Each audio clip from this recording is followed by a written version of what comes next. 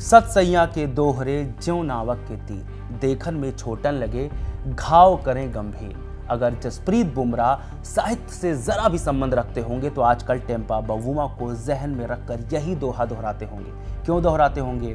हम सभी को पता है कि कैसे बवुमा को बौना कहा गया और बवुमा ने पहले अपने बल्ले से जवाब दिया, फिर कप्तानी से। नतीजा, टीम इंडिया अपने ही घर में इतिहास का सबसे छोटा स्कोर डिफेंड नहीं कर सकी और हार गई।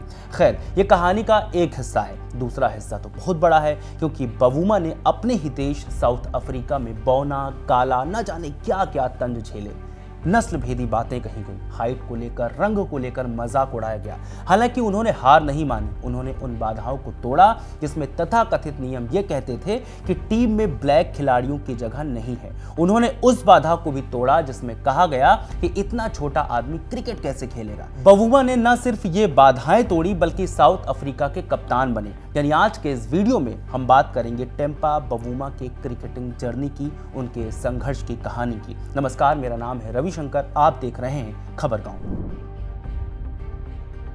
केप टाउन का लांगा एक ऐसी टाउनशिप या बस्ती जो रंगभेद के दौरान अश्वेत माने ब्लैक अफ्रीकियों के लिए रिजर्व की गई थी, जो गरीब थे। मतलब इस बस्ती में सिर्फ काले लोग रहेंगे। 17 मई 1990 के दिन इसी बस्ती में टेम्पा बवुमा का जन्म हुआ था।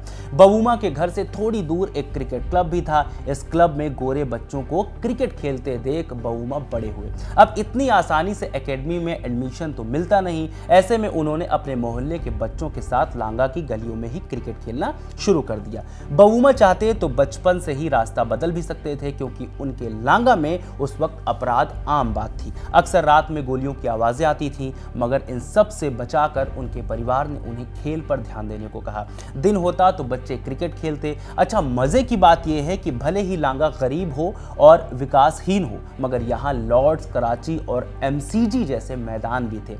आप सोचेंगे कैसे? दरअसल लांगा में एक चौराहा था, 4 गलियों के बीच में। गली का वो हिस्सा जिसकी डामर की सड़क साफ और अच्छी थी, जो टेम्पा को सबसे ज्यादा पसंद थी, उसे टेम्पा और बच्चे लॉर्ड्स कहते थे। गली के दाहिने हिस्से की सड़क टूटी हुई थी, उसमें दरारें थी और गड्ढे थे जहां गेंद अजीब तरह से उछलती थी, इसलिए उसे कराची नाम दिया गया था। गली का दूसरा सिरा ढलान वाला था, जिसे बड़े लड़के तेज गेंदबाजी के लिए पसंद करते थे, इसलिए उसे MCG कहा जाता था। टेम्पा ने क्रिकेट के शुरुआती गुण यहीं से सीखे। वो उस गली में हमेशा सबसे छोटे और सबसे कम उम्र के बल्लेबाज होते थे, जिन्हें हाई स्कूल जाने वाले बड़े लड़के की तेज गेंदों का सामना करना पड़ता था। टेम्पा कहते हैं, यही कॉम्पिटिटिवनेस मेरे खेल का आधार बनी, जहां मुझे अपने से बड़े खिलाड़ियों के सामने टिके रहना होता था। बचपन में टेम्पा लगभग हर वो खेल खेलते थे जिसमें गेंद का इस्तेमाल हो, लेकिन क्रिकेट को ज्यादा तवज्जो देना उन्होंने अपने चाचा से सीखा, क्योंकि उनके चाचा खुद अपने समय में अच्छे खिलाड़ी थे। एक बार की बात है, जब टेम्पा 6ठी कक्षा में थे, लगभग 11 साल के होंगे, तब उन्होंने स्कूल के अखबार के लिए एक निबंध लिखा था, जिसमें उन्होंने भविष्यवाणी की थी कि वो 15 साल बाद सूट पहनकर दक्षिण अफ्रीका के तत्कालीन राष्ट्रपति थाबो म्बेकी से हाथ मिला रहे होंगे, क्योंकि वो दक्षिण अफ्रीकी टीम का हिस्सा बन गए होंगे। इत्तेफाक देखिए, ठीक 15 साल बाद टेम्पा ने अपना नेशनल डेब्यू किया, यानी उन्होंने जो लक्ष्य तय किया उसे हासिल कर लिया। बवुमा ने 26 दिसंबर 2014 के दिन वेस्टइंडीज के खिलाफ अपना टेस्ट डेब्यू किया था। भले ही बवुमा ने सपना देखा और वो सच हुआ, लेकिन उनके लिए क्रिकेट में आगे बढ़ना एक मिरेकल की तरह था, क्योंकि लांगा जैसी जगह से नस्ल भेद पार कर राष्ट्रीय टीम में पहुंचना बहुत मुश्किल था। लगभग 10-11 साल की उम्र में टेम्पा के टैलेंट को पहचान मिली और उन्हें केप टाउन के सबसे प्रिविलेज्ड श्वेत स्कूलों में से एक SACS में खेल स्पोर्ट्स स्कॉलरशिप के तहत एडमिशन मिला। हालांकि ये टेम्पा के लिए आसान नहीं था, क्योंकि उस स्कूल की व्यवस्था समझना टेम्पा के लिए बहुत ज्यादा मुश्किल था। उन्हें पढ़ाई से ज्यादा तो टीचर डिसिप्लिन और एटिकेट सिखाते थे, क्योंकि तथाकथित तौर पर यह श्वेत कल्चर का एक बड़ा हिस्सा था। टेम्पा को हमेशा ये महसूस होता था कि क्या वो यहाँ रहने के लायक हैं, क्या वो इस अवसर के लायक हैं। माने उन्हें खुद को साबित करने की जरूरत हमेशा महसूस होती थी। बवुमा को इस बात का एहसास तब और ज्यादा होता था जब SACS की टीम लांगा क्लब से मैच खेलती थी। टेम्पा बताते हैं, लंच के समय लांगा के लड़के अपनी प्लेट में बहुत सारा खाना ले लेते थे, क्योंकि उन्हें पता नहीं होता था कि उन्हें ऐसा अच्छा खाना दोबारा कब मिलेगा। टेम्पा के साथ ये सब चल रहा था कि उनके पिता का ट्रांसफर जोहान्सबर्ग हो गया, तो टेम्पा ने पहले फोरवेज हाई स्कूल फिर सेंट डेविड्स स्कूल में एडमिशन लिया। सेंट डेविड्स तक पहुंचते पहुंचते वो इन नए माहौल में ढल चुके थे। यहीं पर आपको बता दें कि हाल ही में सेंट डेविड्स ने अपने क्रिकेट ग्राउंड का नाम टेम्बा बवुमा के नाम पर रख दिया है, क्योंकि टेम्बा ने सबसे ज़्यादा क्रिकेट यहीं खेला था। स्कूल में खेलते हुए ही टेम्बा ने 2008 में फर्स्ट क्लास क्रिकेट में डेब्यू किया। यहाँ उन्हें लॉरेंस मेहतलने जैसे कोच से सीखने का मौका मिला। लॉरेंस ने टेम्बा को तकनीकी और मानसिक रूप से मजबूत किया। फर्स्ट क्लास में बढ़िया खेल के कारण उन्हें साल 2014 में दक्षिण अफ्रीका की नेशनल टीम में खेलने का मौका मिल गया। अक्सर जब खिलाड़ियों को नेशनल टीम में खेलने का मौका मिल जाता है तब वो अपने खेल पर फोकस करते हैं, मगर टेम्बा के पास खेल के साथ चुनौती समाज में खुद को साबित करने की भी थी। खेलते हुए 2 साल बीते और जनवरी 2016 में इंग्लैंड के खिलाफ केप टाउन में टेम्बा बवुमा ने अपना टेस्ट करियर का पहला शतक जड़ा। यह पारी सिर्फ एक आम सेंचुरी नहीं थी, बल्कि ब्लैक अफ्रीकन के फ्यूचर का एक रास्ता थी, क्योंकि बवुमा दक्षिण अफ्रीका के लिए टेस्ट शतक बनाने वाले पहले अश्वेत क्रिकेटर बन गए थे। हालांकि टेम्बा के साथ भेदभाव अब भी खत्म नहीं हुआ था। टेम्बा बताते हैं, मेरी सफलता को उस नज़र से नहीं देखा गया जिसके वो हकदार थे। शतक के बावजूद एक हेडलाइन में मुझे टेम्बा प्रोडक्ट ऑफ ट्रांसफॉर्मेशन बताया गया, जबकि अश्वेत खिलाड़ियों के लिए ट्रांसफॉर्मेशन प्लेयर एक गाली बन चुका है, जिसका इस्तेमाल तब किया जाता है जब वे खराब प्रदर्शन करते हैं। टेम्बा को अपने पूरे करियर में Temba product of transformation tag से जूझना पड़ा है। अगर वो अच्छा करते तो भी इसे ट्रांसफॉर्मेशन के दायरे में रखा जाता, और अगर खराब करते तो भी। उन्हें उनके छोटे कद 5 फुट 3 इंच के लिए बार बार मजाक और ट्रोलिंग का सामना करना पड़ा है। लोग उन्हें बौना कहकर चिढ़ाते थे। वो कहते हैं, मुझे शरीर शर्मिंदगी और नेम कॉलिंग का भी शिकार होना पड़ा है। हालांकि इन सब से परे टेम्बा ने अपने खेल पर ध्यान दिया, जिसका नतीजा ये हुआ कि उन्हें टीम का कप्तान बनाया गया।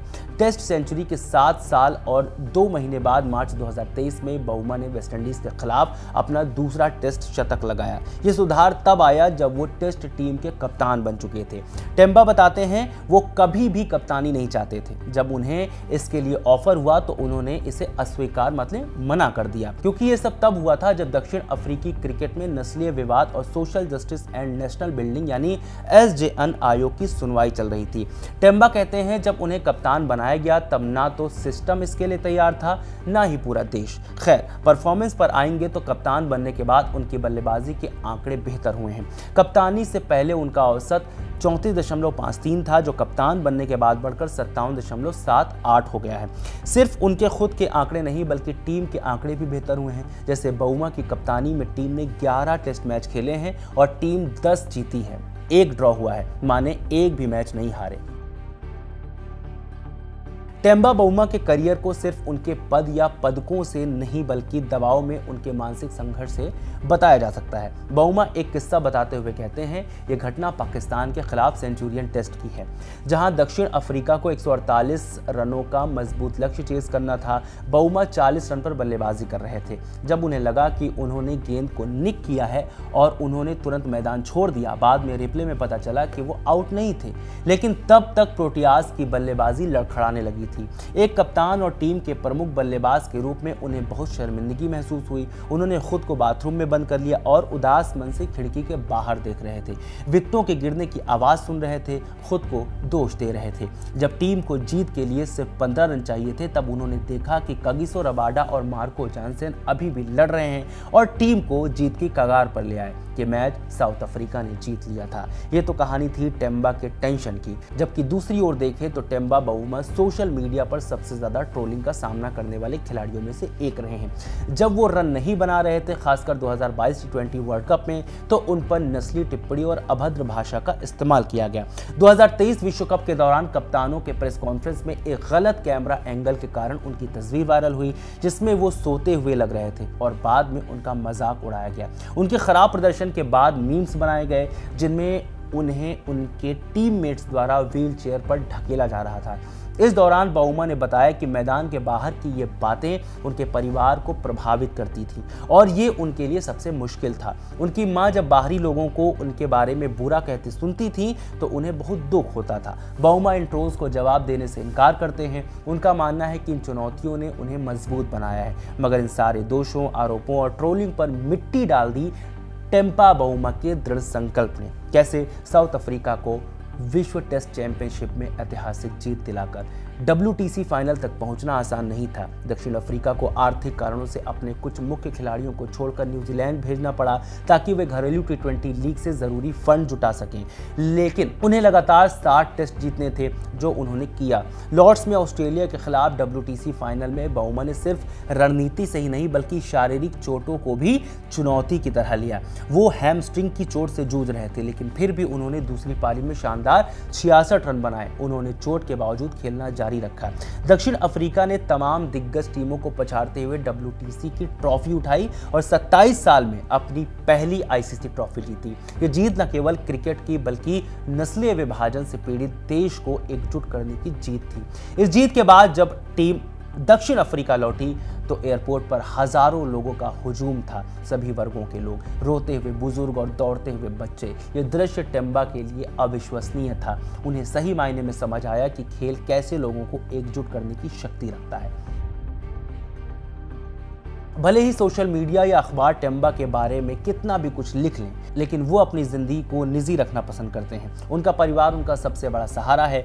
एक ऐसी जगह जहां उन्हें क्रिकेट कप्तान के रूप में नहीं बल्कि सिर्फ टेम्बा के रूप में ट्रीट किया जाता है। उनकी पत्नी फिला लोबी एक एंटरप्रेन्योर हैं और रियल एस्टेट का काम करती हैं, जिनकी कंपनी जोहान्सबर्ग और केप टाउन में है। फिला ने 2018 में फिला लोबी फाउंडेशन की स्थापना भी की, जो वंचित परिवारों और बच्चों को शिक्षा स्वास्थ्य में सहायता करती है। अक्टूबर 2023 में टेम्बा पिता बने। टेम्बा ने अपने बेटे का नाम लिहिले रखा था, जिसका एक खास मतलब होता है।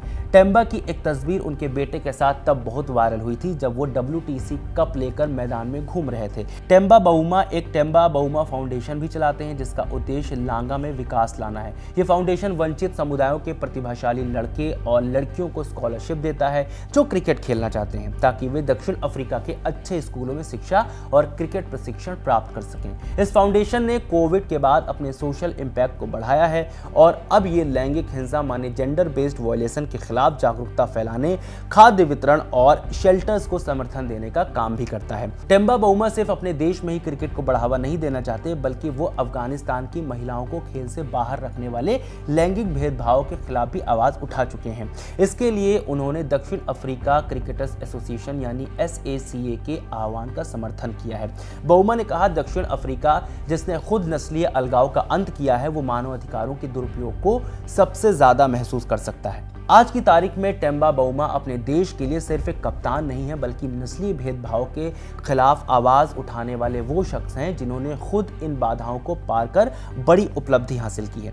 बाउमा की इस जर्नी पर आप क्या कहेंगे, हमें कमेंट करके जरूर बताइएगा। खबरगांव को सब्सक्राइब जरूर करिए। बहुत शुक्रिया।